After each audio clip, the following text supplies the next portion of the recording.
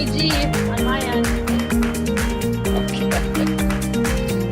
Doesn't show Just that a I little am, too loud on the music though. but Yep. I will take that as a confirmation. So here we go. Okay. Technology.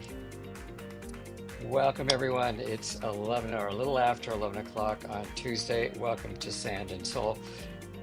I'm Stuart Fournier, 25-year veteran of the Los Angeles and beach area real estate world, and it is my pleasure to introduce my co-host. Hello everyone, it's Anastasia Bonholzer, your loan queen. I am a local mortgage broker here in Los Angeles beach cities, specifically the South Bay, and I'm also licensed in Texas and Florida. How is it going, Stuart? Yay! That didn't Yay! work. It's all good. Our our Okay. uh, our posse of clientele will not be mad that we're 2 to 3 minutes late. Today is a very exciting topic.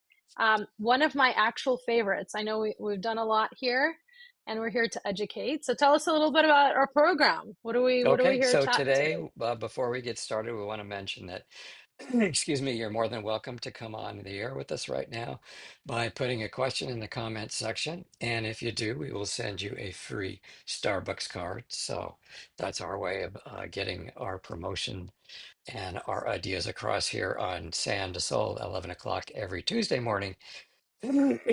And hopefully our health is good. This morning I actually almost canceled because I wasn't feeling too well, but I've Oh sucked it up and no! got here, so here we are. But today's subject is how to present a winning offer. In other words, when you go to buy a house, you present what we call an offer to purchase. And Anastasia said last week she wanted to know some deep, dark secrets about how to do that. So that's what we're going to talk about today. We're going to talk I know about I have some a things. personal incentivization here. I want to know from a listing perspective, listing agent's perspective, how can my buyers win? So we'll discuss that. Also, the before we put in the offer, timing the market. I know we've talked about timing the market before. I think it's important to kind of almost rehash that subject, just because we did have a decrease in rates over the last couple of weeks. So I am going to go and I have a little statement for everyone, and you let me know when I can kind of dive into time in the market. I think it's Okay, it's essential for leading this topic forward. good for you. Okay, so I have five different points I want to make today. And um, I think after point number two is when you'll come in. Okay, love it. Okay. Okay. All right. So let's start off with the most important thing. And actually, you've already mentioned it, Anastasia, but I'll get a little more specific about it. And what you are suggesting, which is the very first thing you should do when you're getting serious and you know that it's time for you to put your money down and move forward and make some offers. And that is to know your market. Right. You need to know whether it's a seller's market, whether it's a traditional market, or whether it's a buyer's market. Now, we talked about that specifically on a show a couple of weeks ago. So if you want to know some specific details about exactly what those terms mean, please feel free to go back and check. But knowing your market is everything because if you uh, try different strategies that I'm going to mention in the next few minutes, and you don't know what your market is, it's like driving a car without a steering wheel. All right, you Hmm. you will not be able to predict people's reactions. You will not be able to negotiate on a level playing field with everybody else. So that's the biggest thing is know your playing field. And the playing field, nobody's even gotten to the stadium yet, but you need to know whether it's a seller market or a buyer's market. Okay. And the easiest way to check that, it's actually very simple.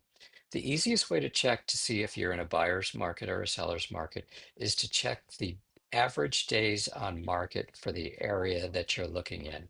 So let's say, for example, in Redondo Beach, which is a pretty, large city in the South Bay, we see the average day on markets. In other words, we see between 30 and 60 days. That's pretty much a traditional market. That's a market where neither the buyer nor the seller has a real edge in terms of, there not being enough inventory or there being too much inventory. And uh, that's probably your biggest gauge. Check the days on market. Now, anything less than 30 days, that's a buyer's market. That's a market where you're going to have a lot of competition. So you need to create a strategy to address the fact that you have that competition. Now, if the days on market is going from 60 to 90 to 120 days, then you know you've got what we call a seller's market. And that market basically means that um, there are a lot of buyers out there, not very much inventory, but the buyers are not necessarily jumping. They're not necessarily willing to come up with offers that make sense to what the sellers might want. So again, know your market, know whether have a buyer's market or a seller's market, and check the days on market. Anything below 30 is a fast market. You've got a lot of competition. Anything above, getting into the 60 and 90 days range, you have Mhm. a little less competition. Now, the second thing, and this is where Anastasia is going to uh, chime in and let us know what's important and what's not about it. You have to be prepared to move quickly, even in a market Yep. where you may not have that much competition. You may not have competition on Tuesday, but for some reason you make an offer and then all of a sudden you've got competition on Wednesday, right?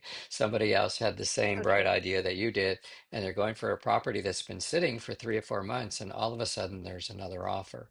So you don't necessarily have to worry that that's going to be the situation because it's a seller's market. Um, but I'm sorry, buyer's market. But you do have to be prepared to move quickly once you have your offer. And the number one thing that you have to be prepared for is to be able to make an offer with a loan already pretty much done. Yeah, I agree with you. I think those are all important points. I think in addition to adding what's important to whether days on market is important, also finding out what is important to the seller, because some sellers are driven by different factors, which will affect also how the buyer will offer, will structure their offer. Is the seller currently living in the property? Is the seller already under contract for their future property? Is the property vacant? That's a different motivating factor. Does the seller want rent back? Meaning, after the buyer purchases the property, will the seller continue to stay at the property up to 60 days? So, those are all things I usually allow my buyers to understand. You really need to know, what is the motivation here? Is it a quick sale? Is it a probate? Is it a divorce sale? All of these are motivating questions. And so, if somebody's walking through the open house, what is the reason that the seller is selling? Is it a job relocation? Are they trying to move fast, or are they trying to move slow? And each of those answers, you're going to see that the buyer will structure their offer accordingly. But I want to point right now is right now we are seeing the market shift a little bit. The rates have come down, probably about 1% since the height of what it was before summer. So it's actually pretty fascinating. We've just dipped below 6%, which we have all collectively been waiting for. We've been holding our breath this year, saying when the rates hit below 6%, we're going to see a lot more buyers reemerge, which I have seen an increase in inventory, but I also have seen a lot more applications in my pipeline. So I'm going Right. to And point right now is, yeah, go ahead.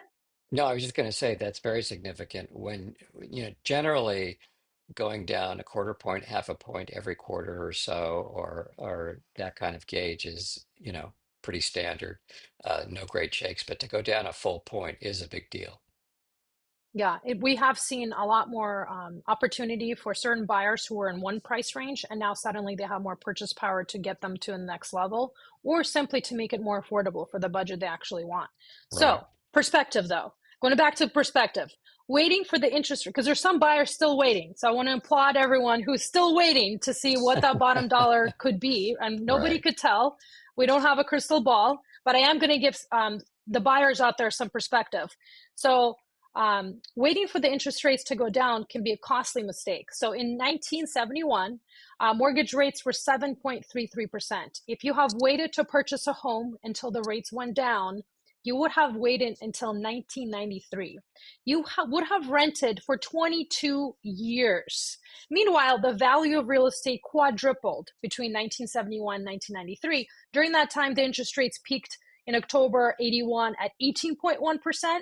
And in 1998, the mortgages averaged out at 6.91, and we still are below that time. So thinking of buying real estate is like planting a tree. The best time to plant a tree was 20 years ago. The second best time is today. It's very important to make sure that your home doesn't become a financial burden. And that's why you would want to get financially prepared to understand what is the total cost of the mortgage. So some of the things that I always discuss with my buyers is I never just quote them the loan payment. It's Right. irrelevant how much the loan payment is in certain respects, just because Right. there's other things that the buyer is responsible for, whether they have the lender pay for it or not. Some buyers choose to pay for property taxes, homeowners insurance. If they're coming in with less than 20% down, perhaps mortgage insurance is a factor. Uh, Maintenance on the home. I always bring up the fact that if there's certain things like a pool, is there a pool in your backyard, or do you think you want a pool in your backyard? How much is that going to cost you? Do you have a lavish garden in your future? How much is the gardener going to cost you? Are you going to maintain your own garden? So there's certain things that I actually we break down the numbers and we understand per month what is that financial obligation. If somebody's comfortable with the payment, then we go forward with getting pre-approved. So when the perfect house does hit the market, and the perfect house could have been sitting on the market for 90 days, but for some reason the buyer either didn't see it, wasn't Right. aware it's out there, or maybe circumstances have changed in their personal life. Maybe they just found out they're pregnant again, and now suddenly they need an extra bedroom. So you do have to kind of anticipate those life changes. And that's what I would say about getting prepared. We do everything through a soft credit pool, so the pre approval essentially does not expire. So somebody can come to me, maybe they do want to time the market thinking, well, maybe I'm not ready, maybe I'm waiting to change jobs, maybe this and that and the other. They get pre approved with their current financial circumstance, and when we kind of track them along the process to see when they would probably essentially get there. Another thing I want to mention is the appreciation. So the rate of appreciation in Los Angeles is one of the highest in the country. So we're not comparing ourselves to Detroit or Kansas City. Nothing wrong with living over there. But the reason why people want to buy in South Bay specifically is because even the last year to date in Redondo Beach, I have seen some data that we're still on track at appreciation rates of from 5 to 8%, depending if it's a single Right. family or a condo, which do appreciate differently. So one last thing I want to wrap up with that, my little tidbit, is given that information, if somebody is going to buy a home at $1.5 million, which is average for this market, at a rate of 599, which is average, again, given 20% down for a buyer these days, owner occupied, and if they were to wait 12 months and now that home is worth $1,590,000 and maybe the rate's now 5.5%, they actually will pay $36 more per month for that piece of real estate because that house has grown because it's an asset. They're now paying 0.5% less on their mortgage, but they're paying more for their mortgage payment. Right. Nobody does that math. They think like Right. the rates will go down, suddenly the mortgage payment will go lower. It's not always true, just Right. because of that appreciation factor. Well, what you've done, you've touched on a number of subjects actually, and some of the examples that you gave, which are obviously very helpful. The bottom line is you do have to do your math. If you want to feel secure about a long-term investment in property, just do the math with your realtor who has all the stats for you to show that the jump is not what you think it is. The jump is always a jump up. I've been doing this for 25 years, and for 25 years, and actually 40 years since I've been in the South Bay, I've watched people always wait for the perfect time, the perfect moment, and guess what? It passes them up, and all of a sudden they can't afford to be a part of the process because they waited too long. They listen to the headlines. The headlines are always negative. Very few times are they A positive, lot of and when they clickbait. and they're right, and when they're positive for about 5 seconds, right? And then we get back to the negative again. And the bottom line is, as you've pointed out very aptly, Anastasia, is that it's a long-term investment. And if you think that waiting a month or two is going to make a difference in your between 30 and 60-year ownership, it really doesn't. You just need to get involved Yeah. as much as you can. So I'm glad you brought up some really specific points about all the variables that go in that you should be consulting your realtor about specifically when you become interested in the property. But I'm going to end up today by giving some advice that you probably have never heard before. Because it's not something that's real prevalent. And it's something that I tell a lot of my buyers to do, and that is to act excited when you're out there looking. Now, the overall Hmm. strategy and the overall sense is, oh, don't let anybody know that you're interested in this property because that's going to take away some negotiating power. They're going to know that you want it and they're going to use that against you. Now, I always find that very funny because one of the things that I do is tell buyers when they go into an open house, act excited about what you're doing, ask questions of the agent of as many questions as you can, because what you want to do is be first in line. Now, what do I mean by that? Being first in line is being first in mind. Okay. So when a Hmm. listing agent is doing an open house and there's a lot of people coming in, you you may be remembered on paper because you had to write your name down, but you may not necessarily be remembered in character. In other words, the agents that tend to pay attention and get excited about people that are going to our open house, guess what? Are the people that are excited about going to an open house. And again, one of the main strategies that people advise against doing this is that at some point in time, you're losing negotiating power. And that is simply not true. Number one, if there's any competition, first of all, you're upfront because you're upfront in the listing agent's mind. And the listing agent will present you to the owner of the property in a favorable light if you act favorably. So that all comes into Hmm. play. Now, let's talk specifically about the idea that, therefore you're giving your playing cards away. The bottom line is you always have the choice as to what price you're going to put forth. So you could be the most excited, they could be the most excited about you, but guess what? It's still up to you to call that price. So what difference does it make? It's going to fall one way or another Yeah, with the you want to be seller. memorable, which I Right, like you that. I want to mean, be it's around. definitely unique strategy where if you're memorable, the listing agent is more likely to remember who you are, so they're more likely to present your offer in a favorable light as opposed to coming in being negative Nancy. You seem like at that point a negative client, a negative person, and who knows what else type of negativity you're capable of during the actual transaction. I totally get that. I like clients that are excitable, that are easy to work with. And you're easy to work with if you're a positive person. Exactly. And so again, make sure that you don't feel as though you're giving your cards away because listen, you could be the nicest person in the world. You could be what I call be the upfront person. You could be the person most in their mind. But guess what? You can still make a lowball offer. And so Yep. when you make that low ball offer, you know, it's not going to go over very well, of course. They never do. Low ball offers are always looked upon as being kind of a pain to the seller. It's just a natural progression. And if you switch the roles, you'll understand what I mean by that. But the bottom line is you're still in a favorable light. And the seller probably gets the message that you just want to negotiate. Okay. So Yep. that's one thing. Be positive.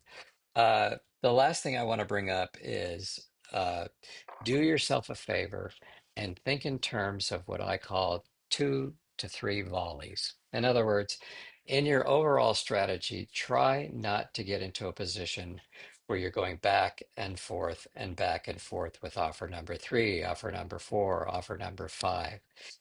On the same Usually, property. on the same property. Thanks for the clarification.